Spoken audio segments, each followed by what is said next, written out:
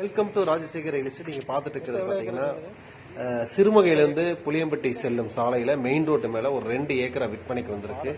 இது எப்படின்னு கேட்டீங்கன்னா, ஒரு ஏக்கர் 35 லட்சம் தான். நல்ல ரோடு ஃபேஸ், பைபாஸ் ரோட்டு மேல ப்ராப்பர்ட்டி இருக்கு. இது பாத்தீங்கன்னா ஒரு ஓட்டு வீடு இருக்கு. இது கார்னர் சைட்டு, அதாவது உங்களுக்கு இடம் வந்து பாத்தீங்கன்னா வடக்கு பார்த்து அமைஞ்சு வடக்கு மேற்கு பார்த்து இந்த ரோடு சேர்ந்து வருது.